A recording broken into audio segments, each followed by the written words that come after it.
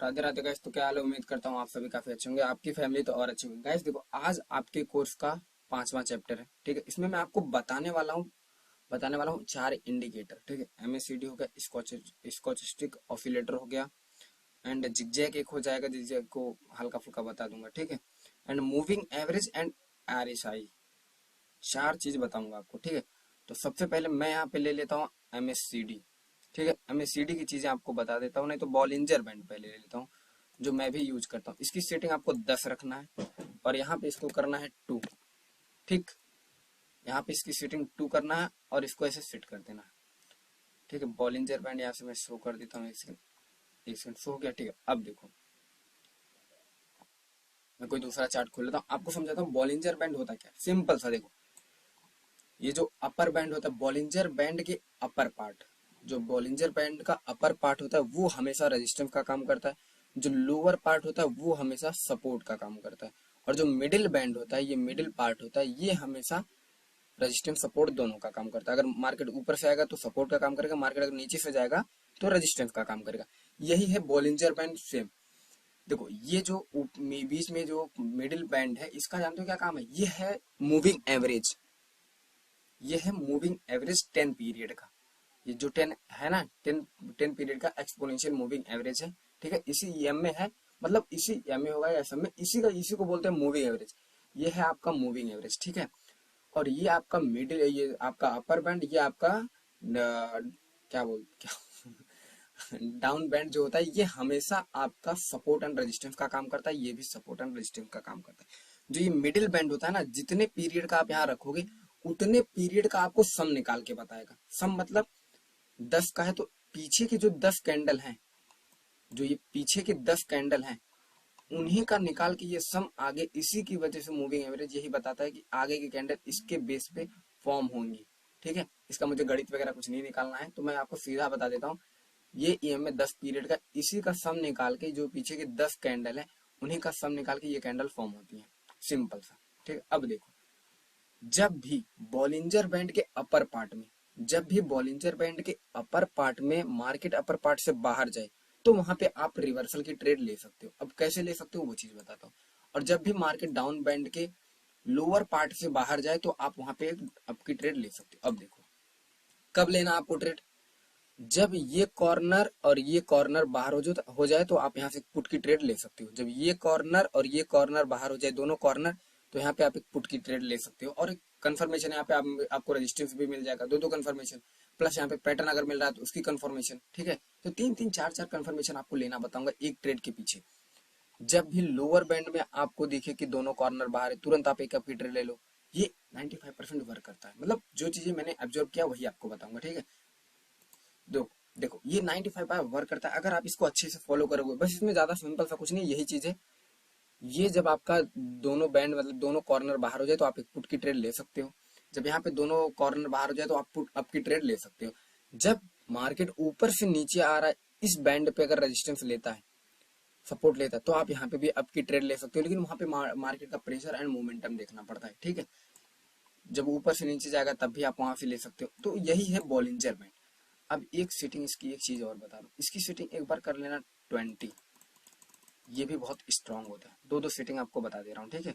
ये भी थोड़ा सा स्ट्रांग होता है। अब देखो, इसके बाहर जाएगा ना मार्केट, तो देखो, बॉलिंजर बैंड के मार्केट हमेशा अंदर रहने की ही कोशिश करता है। बॉलिंजर बैंड के बाहर अगर मार्केट जाएगा तो बॉलिंजर बैंड इस मार्केट को अंदर ही, इस चार्ट को अंदर ही ढकलने की कोशिश करेगा, ठीक है। देखो, यहाँ बाहर आया तुरंत अप, ठीक। यहाँ बाहर आया तुरंत डाउन, यहाँ बाहर गया तुरंत डाउन।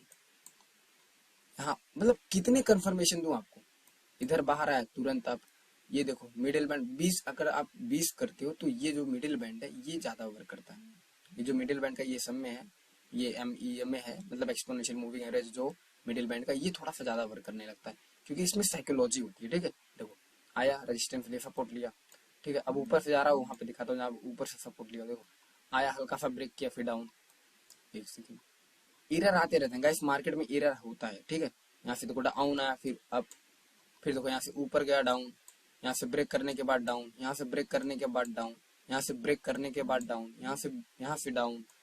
कितनी कंफर्मेशन दो, लेकिन हाँ, इस पे थोड़ा सा कम मिडिल बैंड पे थोड़ा सा कम ट्रेड लेना, लेकिन लेना। देखो ये देखो मिनिमम अमाउंट के साथ, देखो ये देखो डाउन।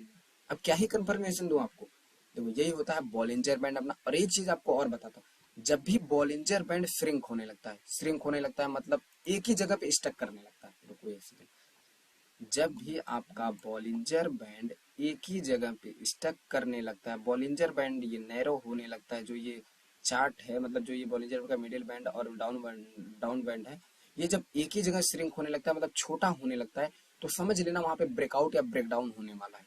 ये 110% कंफर्मेशन है। जब भी बॉलिंजर बैंड का मिडिल बैंड और डाउन बैंड और अपर बैंड जब भी श्रिंक होने लगता है, नैरो होने लगता है, तो समझ जाना वहां पे ब्रेकआउट होना तय है, चाहे ब्रेकआउट होगा चाहे ब्रेकआउट होगा ब्रेकडाउन होगा, तय है। ठीक है, तो यही होता है बॉलिंजर बैंड। और याद रखना बॉलिंजर बैंड कभी भी नहीं चाहेगा कि मार्केट उससे बाहर जाए, कभी भी नहीं चाहेगा कि मार्केट उससे बाहर जाए।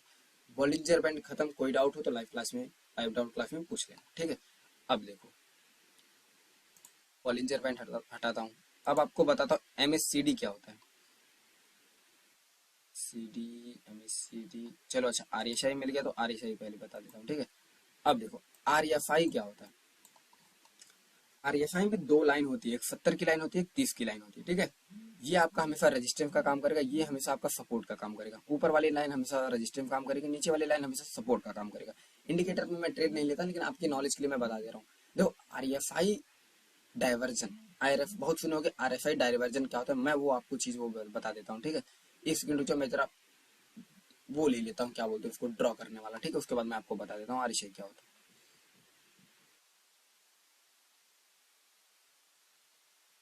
देखो अब मैं आपको बताता हूँ आरएफआई डाइवर्जन क्या होता है। ठीक है, बहुत ध्यान से समझना आरएफआई डाइवर्जन क्या होता है, क्योंकि आपको काम आएगा कुछ जगह।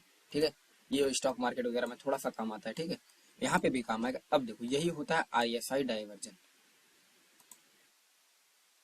ये इंडिकेटर हमको दे रहा है डाउन का सिग्नल, और मार्केट यहाँ से चढ़ रहा है, तो इसी को बोलते हैं आरएफआई डाइवर्जन। याद रखना, जहां मार्केट, जहां इंडिकेटर आपका गिर रहा हो, मार्केट वहां पे चढ़ रहा हो, उसी को बोलेंगे डाइवर्जन। जहां मार्केट आपका गिर रहा हो और आरएफआई आपका चढ़ रहा हो, जहां मार्केट आपका गिर रहा हो, देखो ये मार्केट यहाँ से गिर रहा है। ठीक है, ये मार्केट आपका यहाँ से गिर रहा है और आरएफआई जो है यहाँ से ऊपर चढ़ रहा है, इसी को बोलते हैं सिंपल सा डाइवर्जन। ठीक, बस छोटी छोटी नॉलेज दूंगा, जो मैंने सीखा वही बताऊंगा। ये सब वगैरह मैं बहुत कम यूज करता हूँ, तो आपको भी मैं ये सजेस्ट करूंगा, यूज मत करो, कोई दिक्कत नहीं है। ठीक है, लेकिन हाँ बॉलिंजर बैंड यूज करना। आरएसआई वगैरह तो मैं बहुत मतलब यूज ही नहीं करता, लेकिन आपकी नॉलेज के लिए मैं बता दे रहा हूँ आरएसआई क्या होता है। डाइवर्जन होता है, आरएफआई डाइवर्जन आपने जान लिया, आरएसआई डाइवर्जन यही होता है, एंड ये रेजिस्टेंस होता है, ये सपोर्ट, बस सिंपल सा। ठीक है, अब मैं इसको भी रिमूव करता हूँ एंड आपको बताता हूँ अब एमएससीडी क्या होता है। ठीक है, ये देखो आपका एमएससीडी यहाँ होगा ना, एक सेकेंड,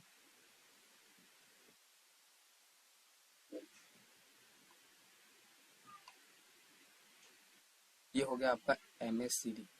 एमएससीडी की सेटिंग में छेड़छाड़ बिल्कुल मत करना, डिफॉल्ट सेटिंग रखना, क्योंकि ये परफेक्ट फिटिंग के साथ आती है।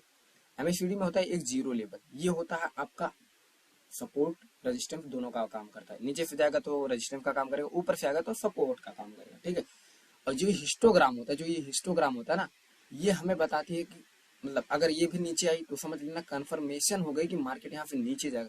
आपका ये एमएससीडी नीचे की डायरेक्शन में कट हुआ, नीचे जा रहा है, एंड हिस्टोग्राम भी आपको कंफर्मेशन दे रहा है, तो वहां पे आप 2-3 मिनट के लिए ट्रेड लगा सकते हो। 2-3 मतलब 2-3 मिनट के लिए, उससे कम नहीं, 2-3-3-4 मिनट के लिए।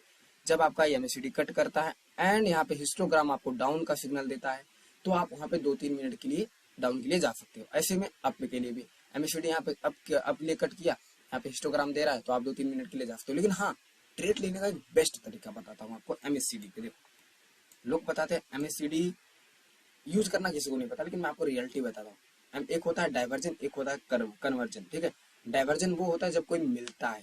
ठीक है, कन्वर्जन वो होता है जब कोई मिलता है, डाइवर्जन वो होता है जब कोई बिछड़ता है। ठीक है, कन्वर्जन वो होता है जब कोई मिलता है, डाइवर्जन वो होता है जब कोई बिछड़ता है। जैसे ये देखो,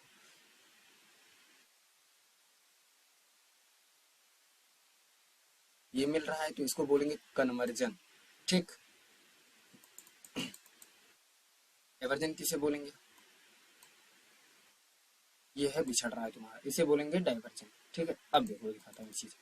देखो जब भी एमएससीडी में, जब भी MACD में मार्केट इस ये जो जीरो लेवल की लाइन है इसके ऊपर जाके ऊपर से कट करता है, ऊपर से कट करता है और आप देख रहे हो 1 मिनट का टाइम फ्रेम, ऊपर से अगर कट करता है तो हमको वहां पे कंफर्मेशन मिलती है। हिस्टोग्राम जब नीचे बनने लगेगा तो वहां से आप 4-5 मिनट की ट्रेड डाउन के लिए लगा सकते हो।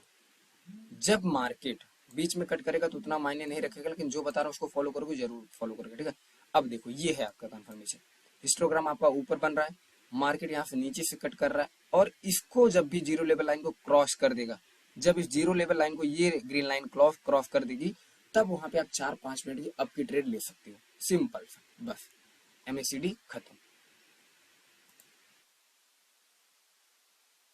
अब आपको क्या जानना है? MACD खत्म, स्टोचैस्टिक ऑसिलेटर, ठीक है, ये बताता हूँ। कुछ ज़्यादा खास मुझे नहीं लग रहा क्योंकि मैं यूज ही नहीं करता तो बताने से कोई मतलब नहीं, लेकिन इसमें वही चीज़ है, इसकी भी सेटिंग पे कभी छेड़छाड़ मत करना। मुझे पता मुझे पता है आप लोग मुझे पता है आप लोग यूज नहीं करोगे, ठीक है, लेकिन फिर भी मैं मेरी जो मुझे आता है मैं आपको बता देता हूँ, जो मैं कभी यूज नहीं करता लेकिन मैंने पहले से इसकी नॉलेज लेके रखी है। इसका जो लेवल होता है ये 70 का होता है, ये 30 का होता है, ये स्ट्रॉन्ग सपोर्ट है, मतलब स्ट्रॉन्ग सपोर्ट रेजिस्टेंस का काम करता है, ठीक है। जब भी मार्केट ऊपर जाए ओवरफोल्ड रीजन में जब मार्केट पहुंच जाता है ओवरफोल्ड, और यहाँ से मार्केट ग्रीन लाइन इस रेड लाइन को कट करती है तो वहां से 2-3 मिनट के लिए आप डाउन की ट्रेड ले सकते हो। जब भी मार्केट ओवरबॉट रीजन में पहुंच जाता है और यहाँ से ग्रीन लाइन रेड लाइन को कट करती है और इसके ऊपर पहुंच जाती है, आप वहां से इजिली 3-4 मिनट की ट्रेड ले सकते हो, विन कर जाओगे। 2-3 मिनट बहुत है इसके लिए, ठीक है। यही होता है स्टोचैस्टिक ऑसिलेटर, बस इसमें ज्यादा कुछ खास नहीं है, ठीक है। ये आपका रेजिस्टेंस काम करेगा, ये आपका सपोर्ट काम करेगा, इतने समझदार आप हो मुझे पता है। अब आपकी इसके बाद चलेंगे एक ब्रेकआउट का ब्रेकडाउन का क्लास है और टेस्ट का, उसके बाद आपकी एडवांस चलेगी क्लासेस, ठीक है, जिसमें आप एडवांस चीज सीखोगे। बस इसमें 12 मिनट था, यही चीज है, मतलब जो भी है मैंने आपको बता दी। एक बताता हूँ जिगजैग एंड बॉलिंजर बैंड के कॉम्बिनेशन का, जो मैं ओलम ट्रेड में यूज करता हूँ। मैं ओलम ट्रेड में ऐसी ही ट्रेडिंग करता हूँ, एंड पैराबोलिक भी उसमें रहता है लेकिन इसमें नहीं है, और स्टोचैस्टिक ऑसिलेटर भी उसमें यूज करता हूँ, MACD में यूज करता हूँ, ठीक है।